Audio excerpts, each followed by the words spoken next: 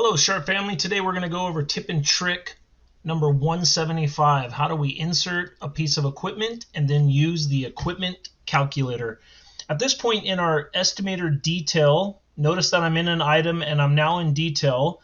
I could either hit the plus button here or I could right click and then hit insert. Notice it prompts me, I want an equipment, that's the type that I want to use. In this case I want to hit the code 657GPP. The moment I hit enter, it's now going to search my database. Notice now that I want to insert. I could select if I thought that it was in my database, but I want to insert it in a new one. Our groups are going to show up. I now want to pick in the magnifying glass, and these are groups that we've custom set up. Yours will be custom to you. I want to select the scraper, hit select. There's the code. The description is going to be a 657G push pull scraper.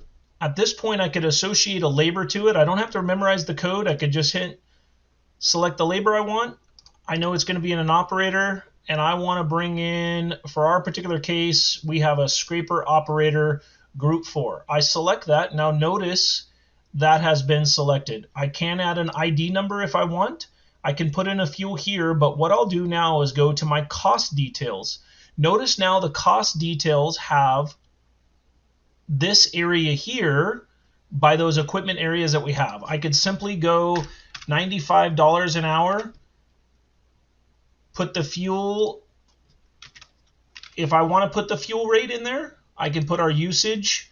Let's just go roughly 25 gallons an hour. Let's say $3. Notice now I have an hourly rate of $95 for the hourly rate, 25 gallons of fuel, and $3. I have my burdens. If I want to go into a little bit of a detail, I can switch whether I want this to be owned. Simply toggle in, hit yes, put a vendor there. And now it's going to be associated with that vendor. It will track it in my summary sheet as owned equipment. If I want to go in with a detail, I could then double click this, and now I'm in my equipment rate calculation sheet. Let's just put it's $900,000 for a new piece of equipment. Let's say that we have a tax rate of 6%. Let's say the interest rate of 7%. The number of payments will go 60 payments. The balloon period will leave a 0. The scrap value, let's say we take care of it. We want to make it worth $250,000 when we're done with it. Notice now it subtracts that from my value of all of the interest. The life expectancy in years, we'll put 7 years. Notice now with the hours, once I put 1,200 hours in here, notice now it's now calculating an hourly rate of $100. You could put markup rate in here, or you could leave it 0 and add that at your summary sheet. So we'll go and say we want to use this now 1,400 hours for this year. Notice now I have a detailed cost. The moment I click load equipment rate, I hit OK.